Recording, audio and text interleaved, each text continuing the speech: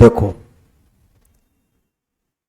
अभी सीजीएल का बहाली आया है 2025 का, जिसकी चर्चा मैं कल यूट्यूब चैनल पे भी किया। जो ग्रेजुएट पास वाले के लिए मौका है, तो ये मत समझो कि इंटर पास वाले को मौका नहीं है। सीएचएसएल का भी बहाली, उसका नोटिफिकेशन आ रहा है। वो पहले से घोषित है, क्यों भी आ रहा है, लेकिन नोटिफिकेशन आने से, वैकेंसी आने से रिजल्ट हो जाएगा, ऐसी बात तो है नहीं। इसकी चर्चा मैं आप लोग के सामने रोज करता हूं, लेकिन इस कान से सुनते हैं और इस कान से आप निकाल देते हैं। रिजल्ट होता किसको है और कैसे होता है, इस पर तो विचार करना पड़ेगा। इसी पटना में हर एक साल लाखों लोग आते हैं, कुछ लोग लेकर जाते हैं, कुछ खाली हाथे जाते हैं। किसी को सफलता मिलता है, किसी को नहीं मिलता है। तो जिसको नहीं मिलता है उसको तो किनारे करो, जिसको मिलता है उस पर विचार करो।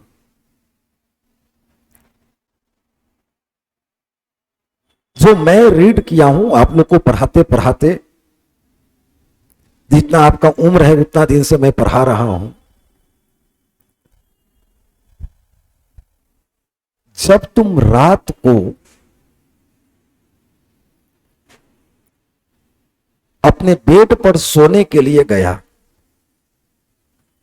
जब भी तुम रात को अपने बेड पर सोने के लिए गया, मैं क्वेश्चन बताता हूं, पहले मेरी बात को तुम ध्यान से सुन लो। तो तुम अपने आप से पूछो, अपने आप से पूछो,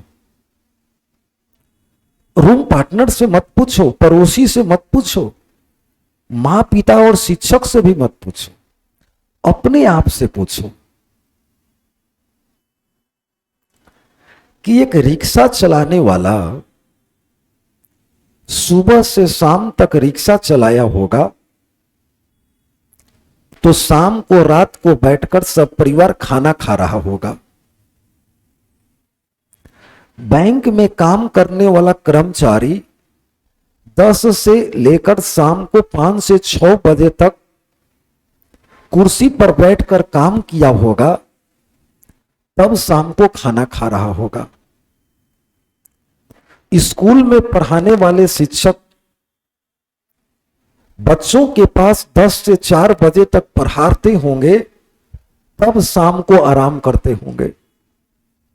आपके राहुल सर जो आपके सामने हैं, सुबह 7 बजे से लेकर शाम को 7 बजे तक, दोपहर में जो लंच टाइम है उसको अगर छोड़ दिया जाए, तो सुबह 7 बजे से लेकर शाम को 7 बजे तक क्लास लेते हैं, तब शाम को आराम करते हैं। अर्थात प्रत्येक व्यक्ति काम के बाद आराम करता है। और जब मैं पटना में आया हूं और मेरा काम है पढ़ना, और प्रत्येक व्यक्ति 8 घंटा काम किया, रिक्शा चलाने वाला, बैंक में काम करने वाला, शिक्षक, सचिवालय में काम, जितने तरह के लोग हैं, किसान, मजदूर, सब काम किया 8 घंटा। मेरा काम था पढ़ना, गांव से पटना पढ़ने आया था। क्या मैं अपने काम में सफल हुआ? क्या मेरा सुबह से लेकर के अभी सोने तक 8 घंटा हुआ? अगर जवाब मिलेगा सकारात्मक कि हां मैं पढ़ा हूं, तो जानते हो इतना तुमको एनर्जी वह शब्द देता है कि 2 गिलास दूध पियोगे ना, उससे ताकत नहीं मिलेगा, बशर्ते अगर यह जवाब मिले कि मैं भी 8 घंटा ईमानदारी से अपना काम किया हूं, पढ़ाई किया हूं, रीजनिंग, मैथ, इंग्लिश और जीएस बनाया हूं, तो आता हुआ नींद भी टूट जाएगा खुशी से। लेकिन अगर जवाब मिलेगा कि सुबह से शाम तक मैं पढ़ा ही नहीं, एक लाइन नहीं पढ़ा, ऐसी किताब को दाएं बाएं किया अल्हड़ की तरह, तो जानते हो तुमको इतना अपने आप में कमजोरी, वीकनेस दिखाई पड़ेगा कि आता हुआ नींद भी टूट जाएगा। नींद वहां भी टूटेगा, नींद यहां भी टूटेगा, वहां एनर्जेटिक नींद टूटेगा, यहां आलसीपन में नींद टूटेगा।